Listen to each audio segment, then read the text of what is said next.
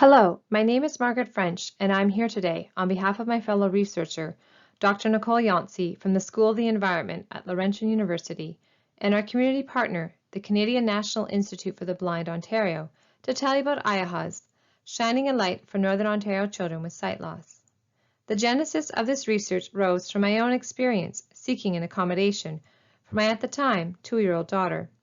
I had asked my rental housing provider what I thought was a simple request: installing a temporary handrail at a cost of $36.35 so that she could safely navigate a short flight of steps.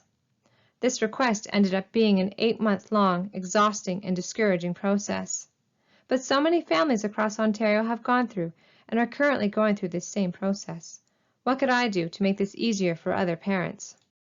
Today, you will learn about a community-based research project that was used to create a toolkit for pediatric patients or clients with sight loss who live in rental accommodations in Ontario.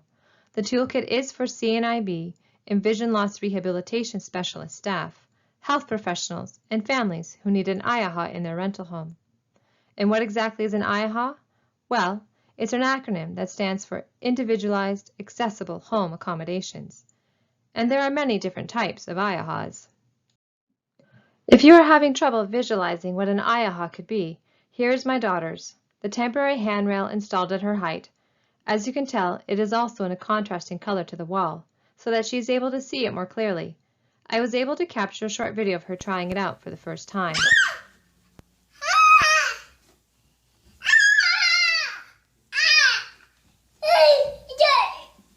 As you can tell, she's excited and confident at being able to navigate the stairs independently. VLR staff were contacted across Ontario to participate in a semi-structured interview about their experiences in advocating for IAHAs for their clients. 4 in-depth interviews were conducted between May and October 2019. With participants' permission, we recorded and transcribed the interviews. We then reviewed each transcript independently for key ideas and themes, and met to discuss any inconsistencies. Through our research, we learned of strengths and challenges of working with a community partner. One strength that immediately comes to mind are the new opportunities for knowledge translation. We will be involved in a podcast with CNIB Ontario's Know Your Rights campaign discussing accommodations and rental housing later this month. As for challenges, just as we were ready to start recruitment, our community partner experienced a significant institutional structure change, which meant we had to start at the beginning and get support from new managerial staff. We learned that it is essential to have some champions in the community partner that can intervene on the researcher's behalf when needed. Housing is considered an important social determinant of health. It provides the foundation for interacting with the broader community and for general well-being and social inclusion. The term rental housing provider is an all-encompassing one, ranging from the individual landlord to property management companies and even government agencies that provide subsidized housing. For a child with sight loss, living in a home and space that is accessible can reduce their embarrassment while improving their self-esteem, independence, and safety. More importantly, parents or guardians of a child with sight loss have a legal right to ask for an accommodation in their rental home. However, we recognize that many renters have limited socioeconomic and education resources, have precarious tenancy arrangements, and potentially complex healthcare needs. They are also not eligible for many home modification grants available to homeowners. Therefore, they are more socially vulnerable than homeowners. This toolkit is a much-needed resource. There are key differences between homeowners and renters when it comes to obtaining an IAHA. For homeowners, once barriers have been identified, along with possible solutions, it is a quick process. They are able to absorb the cost, and if financial constraints are an issue, homeowners are able to apply for grants. Renters, on the other hand, face a series of challenges ranging from bureaucratic red tape as they are at the mercy of their landlord. Larger structural or external environments, such as more lighting in a parking lot, is simply seen as more challenging in a rental space. Parents or guardians may not want to draw attention to their child, either from the landlord or other tenants, or possibly even both, out of fear of reprisals. As one participant so eloquently put it, "As a renter, I can suggest it and make a noise about it, but really, who am I, right? I'm renting in this space. So I think sometimes people who are renting sometimes feel they don't have the same power as a homeowner." One of the main themes that came from the research is that rental housing providers are ill-informed of their legal duty to accommodate. This is a legal term that comes from the Ontario Human Rights Code, and rental housing providers must comply. Often, financial constraints are raised as a reason not to provide an IAHA, and this is actually incorrect, as they are expected to have a predetermined accommodation budget. If the funds for the request cannot be found there, rental housing providers are expected to look towards their global budget, unless doing so would cause undue hardship. And what is meant by this term?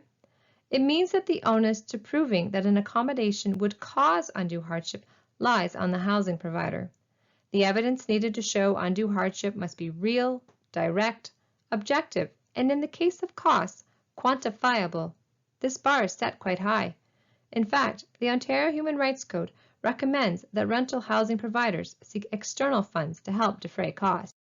The 24-page toolkit is designed to help VLR and CNIB staff aid parents, guardians effectively advocate for their children in obtaining that IAHA. It is full of infographics and checklists for both staff and clients. As well, there are clear explanations about the roles that the multiple policies and legislations play in IAHA requests, staff best practices, and a list of resources to name a few. It has been legally vetted by Arch Disability Law Centre in Toronto. Some key people at CNIB have given it the stamp of approval. The final toolkit will be available in both official languages in a variety of modalities: electronic copies online, hard copies and braille copies in all Ontario branch offices, digital audio copies, and we are so pleased to now share a sneak peek of this with the broader community. There are two key pieces of legislation that this toolkit highlights: Accessibility for Ontarians with Disabilities Act and the Human Rights Code. We used plain language explanations of these two laws and had them vetted by Arch Disability Law Centre. For instance, with regards to AODA, the toolkit highlights that disability itself is not a barrier. However, barriers exist that can exclude people with disabilities. And barriers to accessibility prevent people with disabilities from fully taking part in the social and economic life of our communities. As for the Human Rights Code, the toolkit highlights that it offers protection of rights, equal opportunity, and freedom from discrimination. It applies to all aspects to public and private rental housing and includes everything in the rental process: advertising, eviction, rental agreement, and rules for living in a unit or property. More importantly, the code has primacy, meaning that having rental housing providers say, in response to an IAHA request, that the unit or issue meets AODA or the building code is not enough. In our research, we found that participants used AODA in advocacy for clients, but were less familiar with how to effectively incorporate the Human Rights Code when advocating. As healthcare professionals, you may be the first point of contact for a patient or client with sight loss. They may disclose their concerns about navigating within their home, how to approach their rental housing provider, or worse, question if they even have a legal right to ask for an accommodation. We recommend that you mention to your client or patient to connect with their local CNIB or VLR office to request an environmental assessment. This assessment is free of charge, and clients are able to self-refer. This here is an example of a tearaway that clearly explains for both the client and CNIB VLR staff the steps involved in the environmental assessment process. As mentioned earlier, rental housing providers clearly are unaware of their legal duty to accommodate. Participants provided many examples of potential things rental housing providers could say in response to an IAHA. We reviewed the relevant pieces of provincial legislation, and in plain language, the toolkit provides a clear response that parents, guardians, or even staff could use. For instance, if the housing provider states that, "Oh, your child is only blind, we have other people with much higher needs, and you can take care of your child," the response a parent could say is to remind the rental housing provider to accept the accommodation request in good faith, and that each person's needs are unique and must be considered afresh when an accommodation request is made. In closing, we would like to acknowledge our funders, the Law Foundation of Ontario, which supported the research, LU's Shirk Knowledge Dissemination Fund, which supported the creation and dissemination of the toolkit in print and other accessible formats, and of course, our participants whose insights have made this toolkit possible. Should you have any questions or wish to learn more about the toolkit, here is our contact information. Thank you.